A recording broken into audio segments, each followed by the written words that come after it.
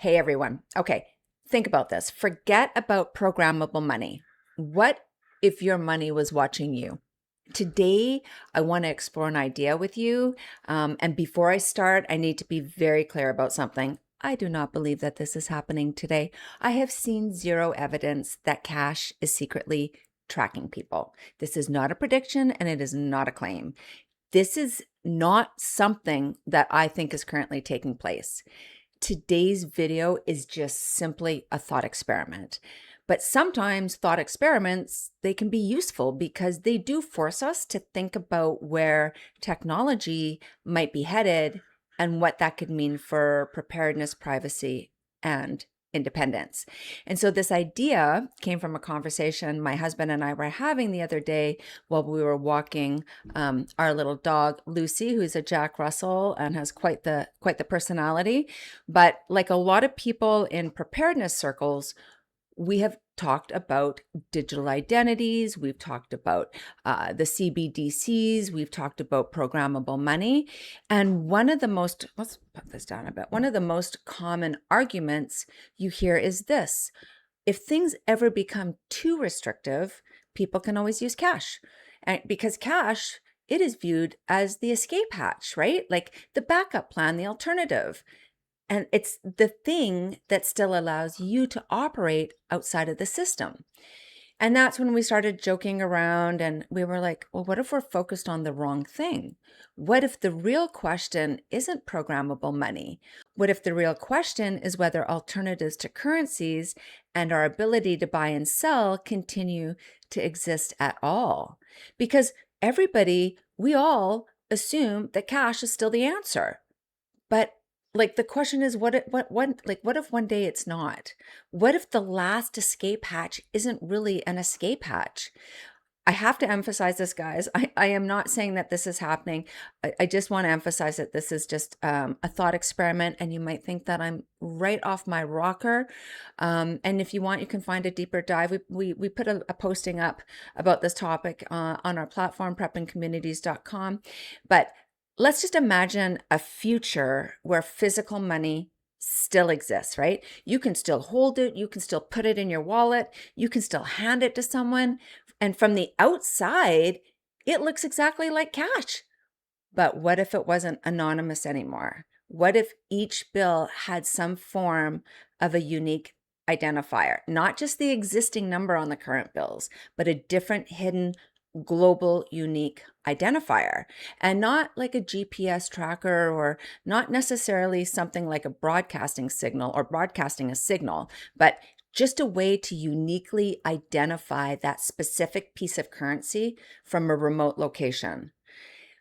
Okay, I know when I talk about this, I'm like, I kind of had reservations about doing this video on this topic because I thought people are going to think I'm mad, I'm crazy. But before we say or you say that this is impossible, remember, like, technology has a habit of changing what we think is possible. Like 20 years ago, most people weren't carrying smartphones around in their pockets. Today, most of us are voluntarily carrying these devices that know where we are, where we've been, what we buy, what we search for, and who we communicate with. So we can't argue that technology doesn't move fast because it moves quick, it moves rapidly fast. So imagine a future. Okay, cash still exists, but every bill is uniquely identified and tracked, just like your digital money, but through some other advanced secret technology. Like every deposit, every withdrawal, every ATM, every cash register, every personal exchange, because every interaction just adds another piece to the puzzle. And that's where this thought experiment got really interesting, because maybe the money doesn't need to watch you. Maybe everything around the money is already watching it. Like, think about it. There are electronic devices everywhere. And that has already been proven already in devices coming from China. They slipped surveillance technology into our consumer electronic devices without us even knowing it. Like, think about it. The stores have cameras. Parking lots have cameras. The roads have cameras. Many businesses have cameras and track your purchases. Many people carry smartphones. Loyalty programs collect information.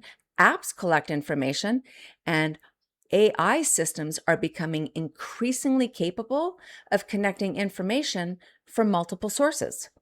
So at some point, the question isn't whether cash is being tracked.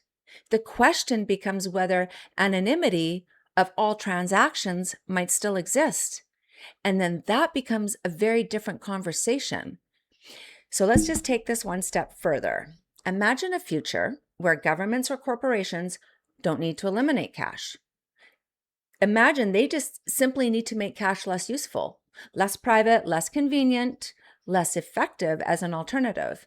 Because if every alternative eventually becomes visible, monitored, scored, or regulated, then the question isn't really about money anymore. It's about dependence. And this is where preparedness comes back into the picture. Because preparedness, it's not just about food, it's not just about water, and it's not just about generators, and it's not just about supplies. Preparedness is also about understanding these systems that we depend on, because every system has vulnerabilities. Every system has a point of failure, and every system creates dependencies. The more dependent we become on systems that we do not control, the more vulnerable we become when those systems change. And maybe that's the real lesson here. Like maybe the concern isn't programmable money. Maybe it isn't digital identities. Maybe it isn't cash. Maybe those are just symptoms of something bigger. And maybe the bigger issue is dependency, privacy, control, and compliance. Because once people become dependent on systems that they don't control, the system doesn't need to force compliance. The dependency does the work for them. So let's just take this one step further, okay? Because if access to banking depends on a system, if access to communication depends on a system, if access to transportation depends on a system, and if access to information depends on a system, then the real question isn't who controls the money. The real question is who controls the systems and who controls the access. Your access to information, access to services, access to communication, to transportation, to banking, to commerce. Because once access depends entirely on systems controlled by others, the technology itself almost becomes irrelevant. The control comes from the dependence. Now, maybe none of this ever happens. Maybe cash remains cash and maybe privacy remains privacy. I certainly do hope that that's the case. But preparedness has always been about thinking through possibilities before they become realities. Not because we're afraid and not because we're predicting the future, but because understanding systems that we rely on, it helps us understand where the vulnerabilities might exist. And sometimes the most interesting questions aren't the ones that have the answers. They're the ones that make us stop and think. Anyway, that's really all I wanted to talk about today. I hope you don't think I'm absolutely crazy. This wasn't meant to be a prediction or a warning, just simply a thought experiment. And before we wrap up, I just want to encourage you, if you haven't already, please check out our platform, preppingcommunities.com. It's a free preparedness platform where people share ideas, experiences, and knowledge, just like this one, and different perspectives on preparedness, homesteading, self-reliance, and a whole lot more. And if you're looking for preparedness information, we have a pretty extensive library that has over 10,000 plus postings and more. And they cover topics, everything from food storage and water preparedness to communications and homesteading, gardening, emergency planning, and more. And if you'd like access to that information when the internet is not available, please, I encourage you to check out Prepper Offline. We just launched it. It's a searchable offline preparedness library containing our online content that you can store on your computer, your USB drive, external hard drive, vehicle, cabin, or off-grid location. So multiple locations. It basically works just like a website, only offline. I'll leave the links below if you're interested.